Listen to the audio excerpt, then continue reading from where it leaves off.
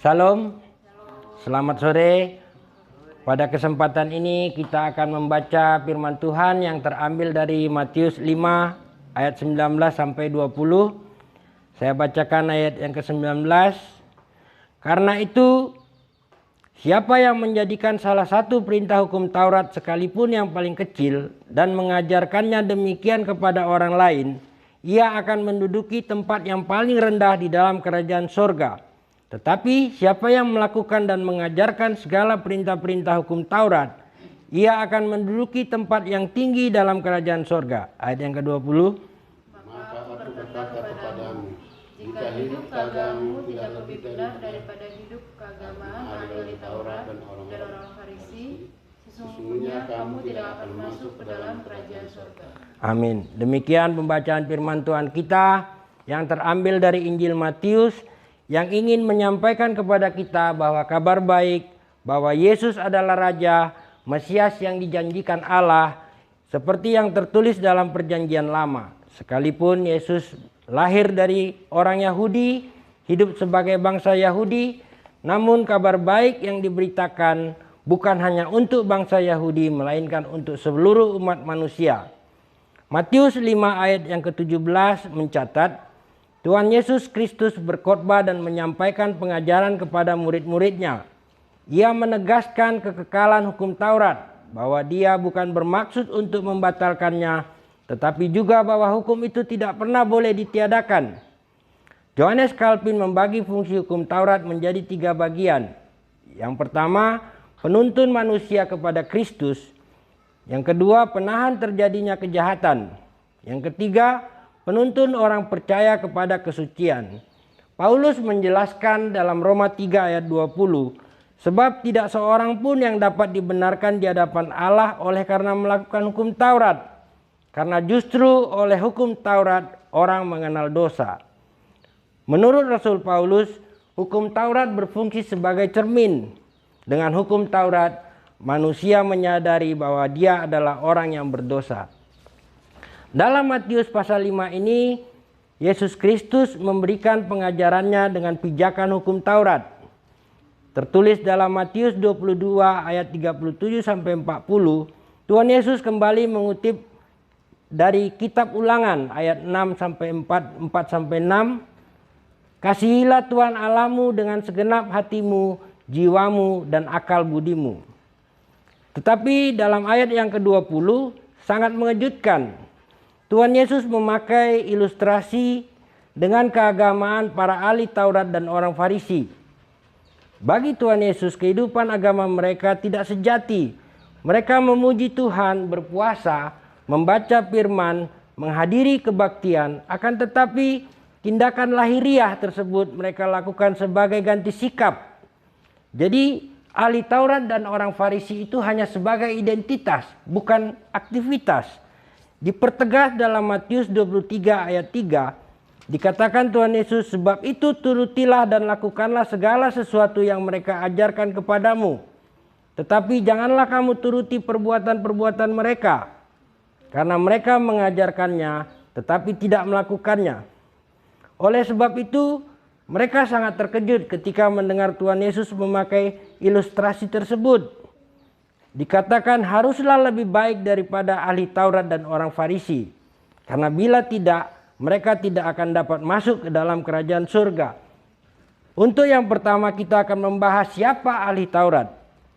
Jadi pada zaman itu, ahli Taurat merupakan suatu jabatan. Para pakar hukum yang menerangkan hukum Taurat Musa. Biasa disebut juga cendekiawan Yahudi yang dilatih untuk mengembangkan ajaran Taurat.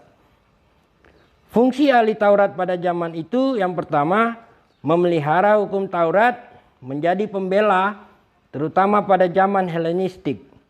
Fungsi yang kedua, mereka disebut pengajar-pengajar hukum yang dipercaya untuk urusan-urusan hukum sebagai hakim-hakim di mahkamah agama.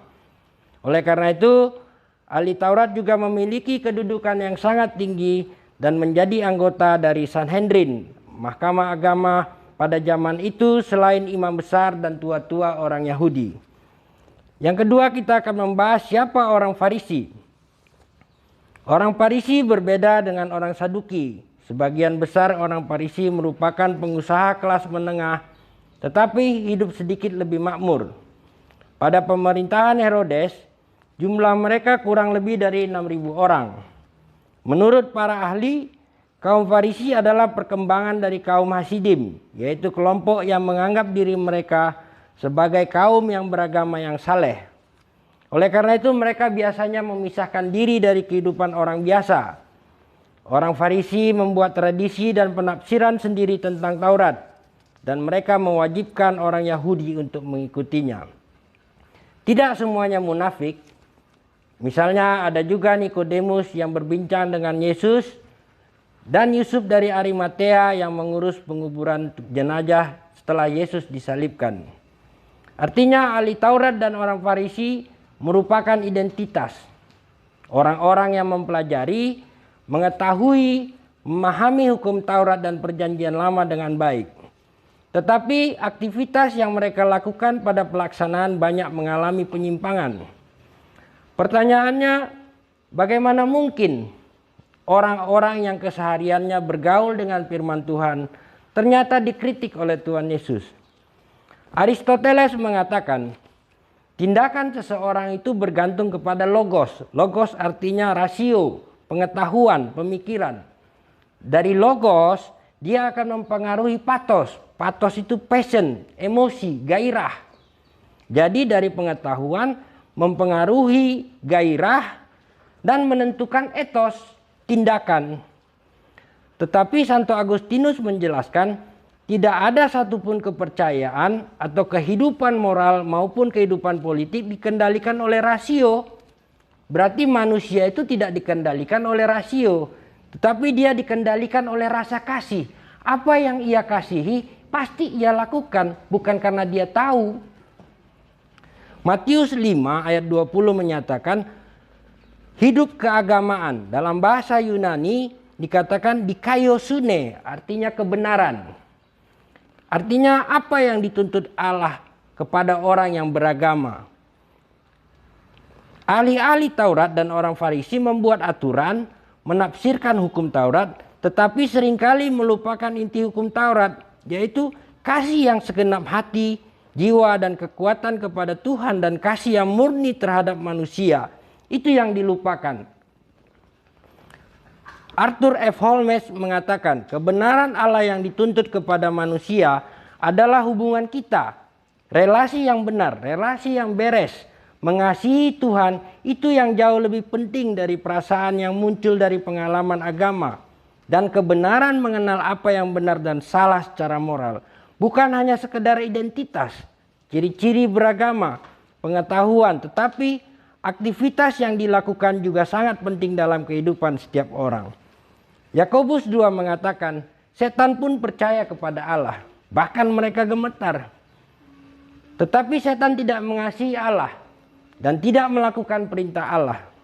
Artinya, orang yang beragama percaya kepada Allah tetapi tidak melakukan perintahnya sama dengan setan. Saya memberikan ilustrasi, kira-kira ada sebuah garasi. Apakah semua yang parkir di garasi itu adalah mobil? Belum tentu. Apakah setiap hari kita datang ke bengkel, otomatis kita akan menjadi montir? Tidak semua orang yang ada di rumah sakit adalah dokter. Hanya satu yang pasti, orang yang kerja di ruang jenazah akan pasti menjadi jenazah. Yakobus 2 ayat 21 mencatat, kebenaran Abraham tidak bersumber dari melakukan hukum Taurat, tetapi oleh iman dan perbuatan yang bekerja sama di dalam kasih. Artinya identitas adalah akar, aktivitas atau perbuatan adalah buah, dan kita harus memastikan bahwa kita memiliki keduanya. Tidak ada gunanya bila seseorang mengaku Kristen, orang yang beriman, memiliki agama, mendengarkan khotbah, tetapi tidak disertai dengan perbuatan sebagai wujud nyata imannya. Sebagai kesimpulan, marilah kita bersyukur karena Yesus Kristus datang untuk menggenapi perjanjian lama dan memberikan anugerahnya bagi kita. Menjaga agar relasi pribadi kita dengan Tuhan terus terpelihara.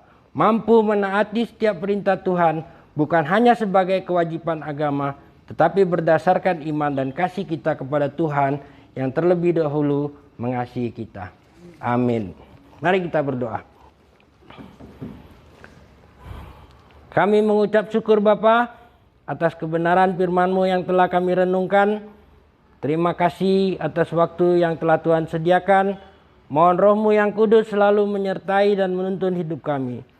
Jadikan hidup kami sebagai pelaku-pelaku firman-Mu. Mampukan kami, lembutkan hati kami, agar firman-Mu tertanam dan berbuah dalam kehidupan kami. Terima kasih Bapa, dalam nama Yesus kami serahkan hidup kami ke dalam tangan-Mu. Amin.